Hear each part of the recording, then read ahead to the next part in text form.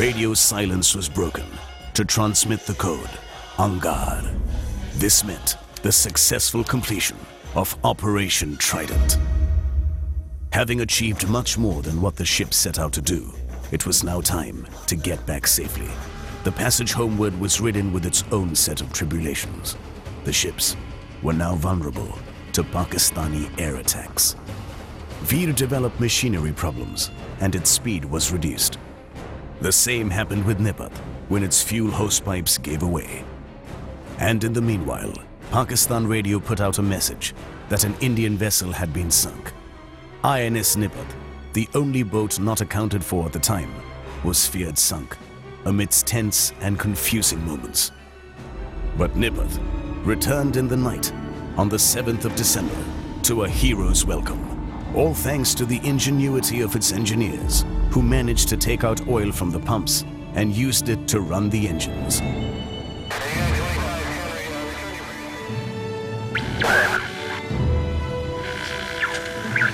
The success of Operation Trident prompted the Navy to push further in. A second offensive and the final kill, named Operation Python, was launched, in which Vinash took on what was left of the shipping and harbor assets at Karachi. Operations Trident and Python were a great success. Flames from Karachi could be seen from 60 miles away. Shipping traffic to and from Karachi, Pakistan's only major port at the time, ceased.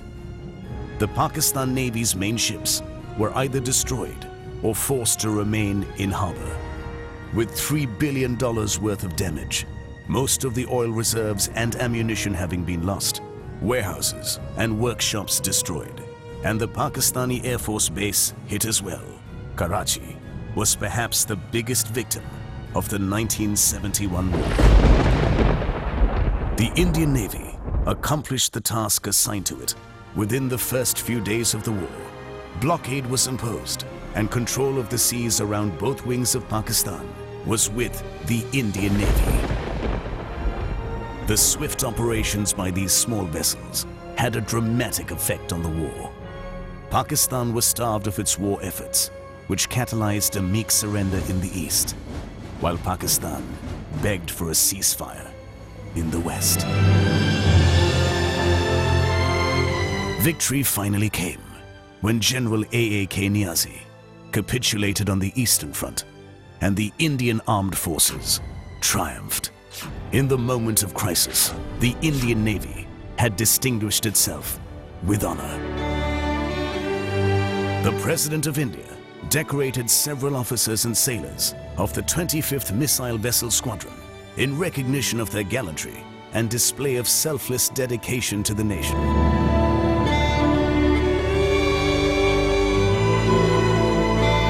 After these successful operations, the Missile Vessel Squadron was conferred the title Killers.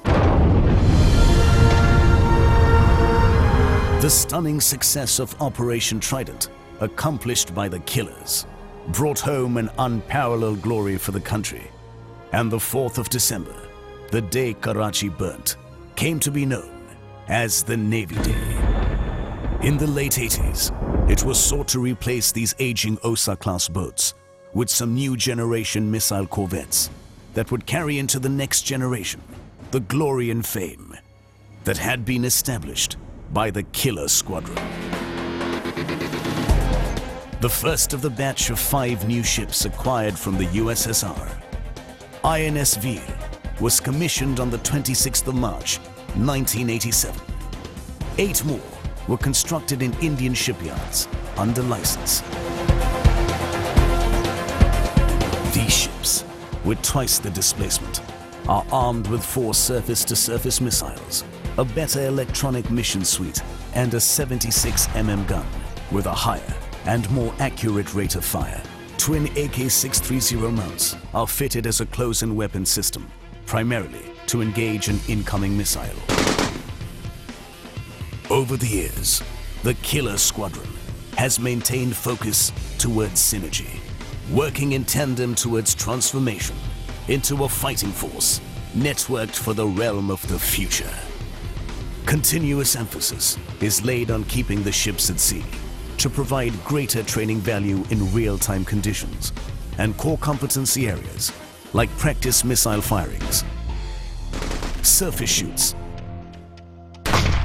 anti-air tracking, underway replenishments, and interception exercises, amongst others.